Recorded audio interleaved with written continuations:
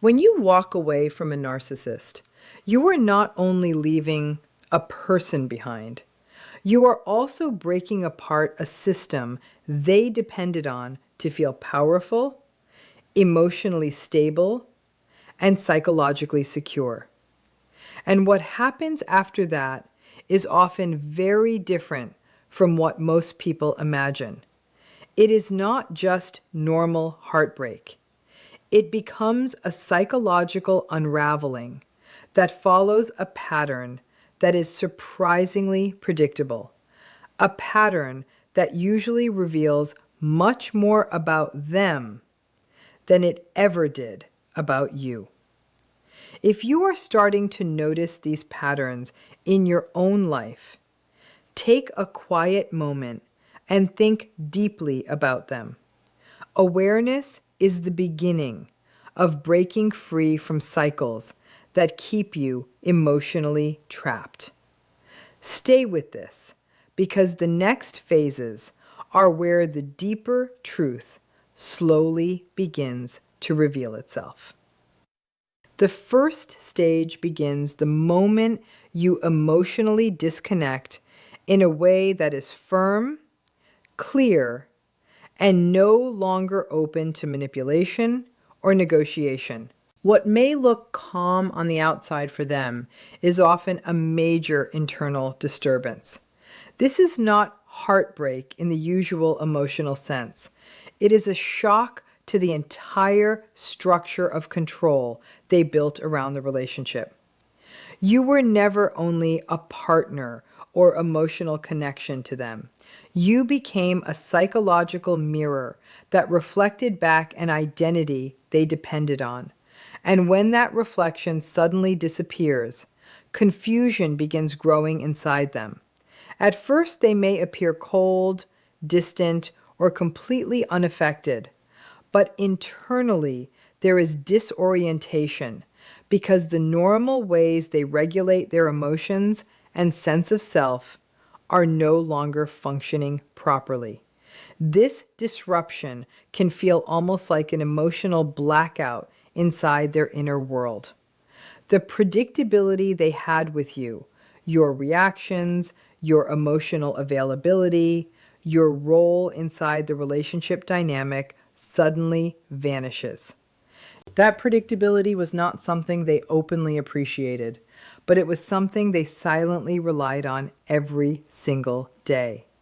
Without it, there is now an emotional space they do not know how to fill immediately.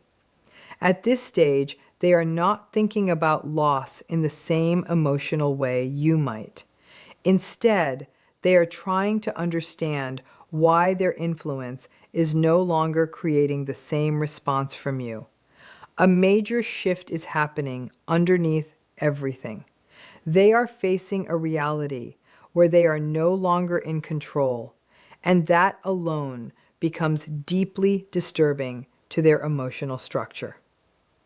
The second stage begins almost immediately after the first disruption, and it is rooted in denial. Not the loud and dramatic kind of denial most people expect, but a quieter and more calculated refusal to accept that the connection has truly ended. In their mind, your absence does not yet feel permanent. It feels temporary, like a pause that can still be reversed, repaired, or controlled again if they make the right move. They begin leaning on old patterns because in the past, distance and conflict were usually followed by reconnection. Naturally, they assume this situation will follow the same emotional script. That is why they may behave as if nothing major has really changed. They might send a casual message, make a small joke, or quietly reappear in subtle ways that seem harmless on the surface. But those actions are not random at all. They are testing the connection. They are checking whether you are still emotionally reachable and whether your attention is still available to them. Internally, they continue holding on to the belief that you are still within their emotional reach. Fully accepting that you are no longer available would force them to face a loss of control, and they are not emotionally prepared to confront that reality yet. So instead, they create a version of reality where you are simply distant for now, not truly gone. This stage can feel confusing because from the outside, it may even look calm or emotionally mature. But underneath the surface is resistance. They are not truly processing the separation. They are emotionally delaying it while assuming they can still walk back into your life whenever they decide to. The third stage begins when denial starts falling apart and action takes its place. Once they notice that you are no longer reacting the way you once did, that the familiar emotional patterns are no longer working, a major shift begins. What was once passive assumption turns into active pursuit. This stage is not driven by emotional clarity or real accountability. It is driven by urgency. The loss of control is beginning to feel real, and they suddenly feel pressure to regain it. This is usually where manipulation becomes much easier to notice. You may hear apologies that sound deeply emotional, promises of change that feel believable, or emotional vulnerability that seems completely different from their usual behavior. Suddenly, they may say everything you once wished they would say. But most of these moments are not coming from genuine self-awareness or lasting emotional growth. They are often strategic attempts to reopen the connection and pull you back into the old dynamic where they can regain influence over you again. They may also change tactics depending on what they believe will affect you the most. If softness and vulnerability do not work, they may switch to guilt by reminding you of shared memories or suggesting you are giving up on something meaningful. If that still does not work, they may move toward frustration, emotional pressure, or subtle provocation just to create a reaction from you. At the center of this stage is a refusal to accept that the relationship ended on your terms. They are not focused on understanding why things collapsed. Their focus is on changing the outcome. What matters most to them is not healing or emotional resolution. It is regaining access to you and restoring the sense of control they feel slipping away. The fourth stage is where the emotional tone changes sharply. What once looked like pursuit now becomes frustration and emotional hostility.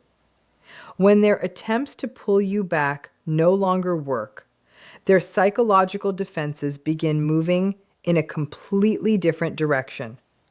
Instead of trying to restore the connection, they now try protecting their self-image by reducing the value of what they lost. This is where anger and devaluation usually begin appearing.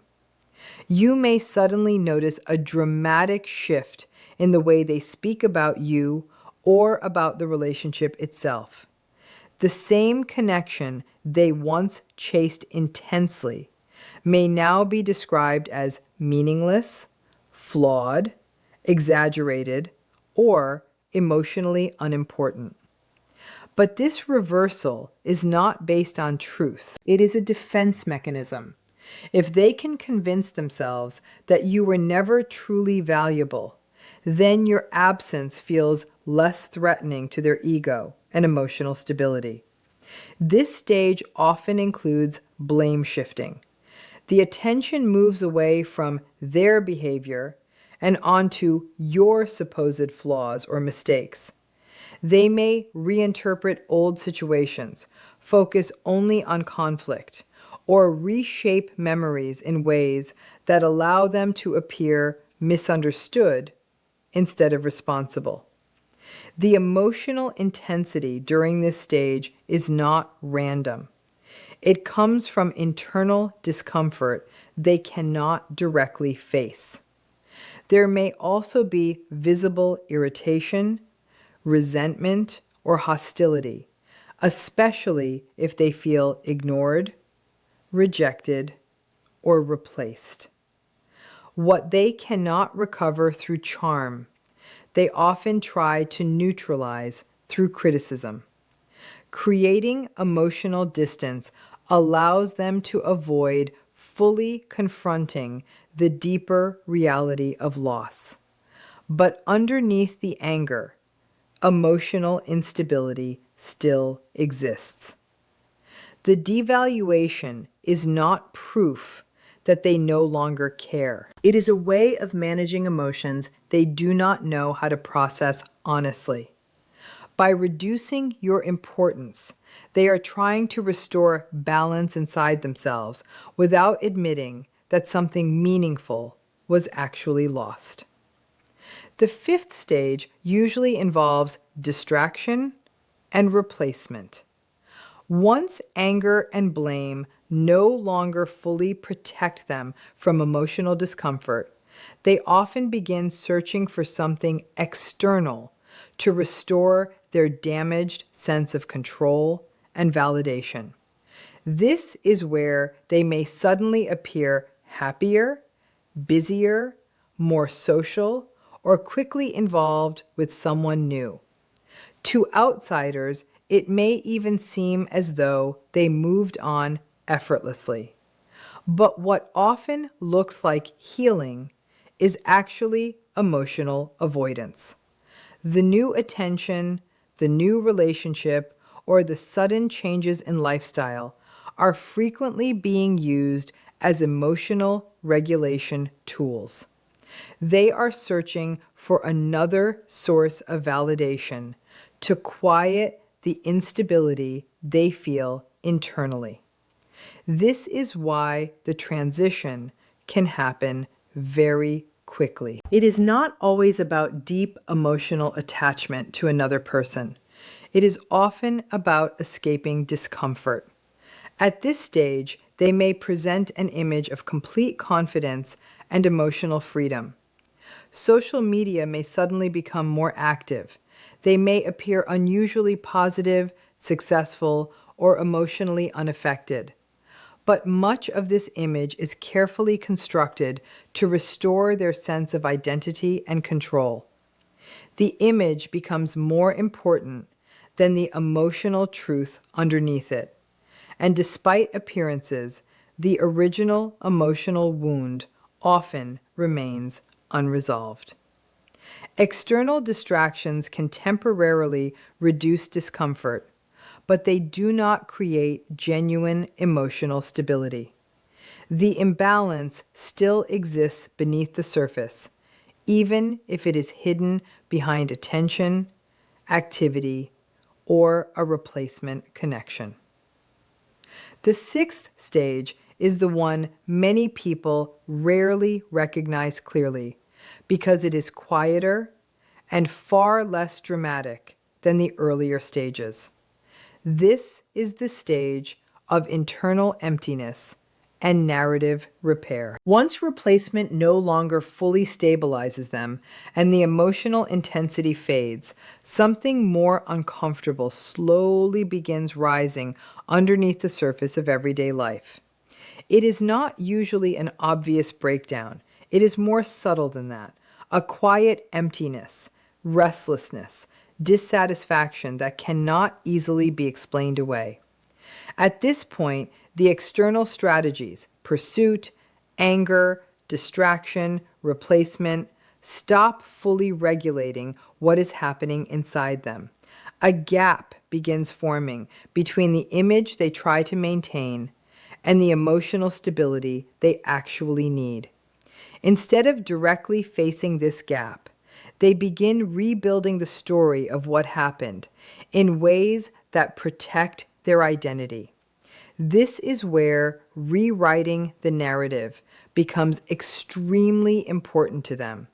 They may describe the relationship in ways that protect their ego, emphasizing how they were hurt, misunderstood, or ultimately unaffected by the ending.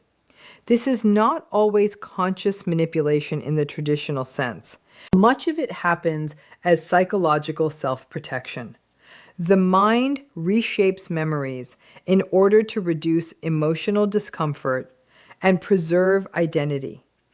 Real accountability is often missing during this stage because accountability would require them to face emotions they have spent most of their life avoiding.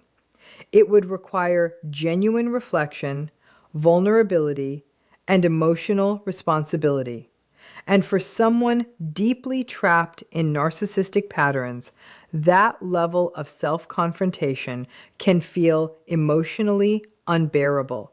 So instead, the mind creates safer explanations. Explanations that reduce guilt, protect pride, and keep their identity intact. And this is the part many people misunderstand the most. When you leave a narcissist, the real impact is not always visible through dramatic emotional displays. Sometimes the deepest effect happens quietly and internally in ways they may never fully admit, even to themselves. Because what they lost was not simply a relationship. They lost a mirror they depended on to stabilize their identity, control, and emotional structure. That is why your healing matters so deeply after these relationships, because once you finally step out of the cycle, you begin recognizing the difference between real love and emotional dependency. You begin understanding that genuine connection does not require confusion, control, fear, or emotional instability. Real love does not constantly force you to abandon yourself just to keep peace inside the relationship. And the longer you remain away from the chaos, the clearer everything becomes. The emotional fog slowly lifts. The manipulation becomes easier to recognize. The patterns that once confused you begin making sense. And most importantly, you start reconnecting with the version of yourself that existed before survival became your normal emotional state. Sitting with vulnerability, emotional pain, loss, and personal responsibility often feels deeply uncomfortable and emotionally destabilizing for them. Instead of fully facing those emotions, attention usually shifts toward rebuilding a sense of internal stability. If the situation can be explained through a story that protects their self-image, then the discomfort becomes easier to carry. But underneath all of that, the unresolved emotional pattern still remains. It has not truly been healed or processed. It has only been controlled and pushed into the background. And because it was never genuinely understood or integrated, it often returns later in different relationships through the same emotional needs for validation, reassurance, control, and emotional regulation that became visible once you walked away. The seventh stage is the return of the cycle, where the process starts repeating itself instead of truly ending. After the emotional chaos settles and the personal narrative has been rebuilt internally, there is often a reactivation of interest in the original relationship. This does not always happen quickly, but when it does, it is usually not driven by deep emotional awareness or genuine reflection. More often, it is connected to retesting emotional access and restoring a familiar psychological structure that once felt stabilizing to them. At this stage, they may return in quiet or direct ways. A message, a reaction to your content, a random memory, or a casual check-in can become a way to reopen communication. On the surface, it may appear like curiosity, nostalgia, or simple friendliness, but internally, it is often about seeing whether the emotional connection is still available in some form.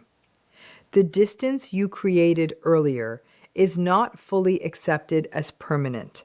Instead, it is treated like a boundary that may still soften or move over time. What motivates this return is not necessarily healing or emotional growth, but repetition. Their internal emotional system is still heavily focused on outside validation, and when newer sources of attention, reassurance, or emotional comfort begin feeling unstable or unsatisfying, the mind naturally looks backward toward older emotional patterns that once provided emotional regulation. You become connected to a familiar emotional template, something that once helped organize and stabilize their sense of self. Because of that, the return is often less about truly understanding you as a person and more about reconnecting to what the relationship once gave them emotionally on the inside. If emotional access is restored, the cycle can slowly begin again. Idealization returns, control patterns begin reappearing, frustration builds, emotional withdrawal follows. If access is denied, they may pull away again into self-protective narratives, emotional distancing, or replacement relationships. Either way, the deeper pattern usually does not completely end during this stage. It simply adjusts itself and repeats in different forms because the core emotional mechanism underneath it has never actually changed or healed internally. The 8th stage is often the quietest stage of all, and also one of the most misunderstood. This stage involves emotional bypassing and dissociation from accountability. After enough cycles of chasing, anger, replacement, emotional confusion, and narrative rebuilding, the mind eventually settles into a kind of protective emotional distance from the truth of what happened. This is not genuine peace or emotional closure.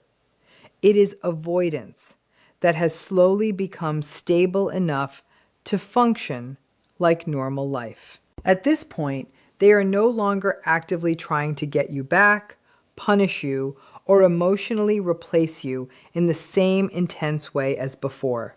Instead, they begin separating themselves from the emotional weight attached to the experience itself. The relationship becomes compartmentalized in memory. It turns into something that happened rather than something that still requires emotional honesty, self-reflection, or deeper responsibility. They may speak about the past in emotionally flattened ways that remove the intensity and complexity of what once existed. A connection that once felt emotionally consuming may now be reduced to simple phrases designed to protect their identity and reduce discomfort. They may say things like, "It just didn't work out," "We were too different," or "It was never really that serious anyway." But this is not emotional healing in the truest sense. It is emotional simplification that helps prevent deeper discomfort from rising back to the surface. Internally, this stage allows them to continue functioning without directly confronting unresolved emotional patterns or deeper insecurities. But the cost of that avoidance is repetition. Because nothing was truly processed, understood, or transformed internally, the same emotional structure often appears again later in new situations with different people, but very similar emotional dynamics. From the outside, it may look like personal growth or maturity, but more accurately, it is emotional compartmentalization without real transformation. The past is not genuinely healed. It is simply stored away in a mental space where it no longer threatens the current identity they are trying to maintain. And because of that, the cycle is never fully finished. It is only paused until another person, situation, or emotional trigger activates it again. When you step back and look at all of these stages together, what becomes visible is not really a story about love being lost. What you are actually seeing is a cycle involving control, emotional regulation, identity protection, and psychological repair unfolding step by step. It moves from shock to denial, from pursuit to frustration, from anger to replacement, from emotional collapse to repetition, and finally into emotional distancing. Every phase becomes less about genuine connection and more about what your absence exposed inside them psychologically and emotionally. And once you fully understand that, you begin realizing something very important. Their reactions were never truly about your worth. They were about the emotional structure they built around needing you in order to feel stable inside themselves.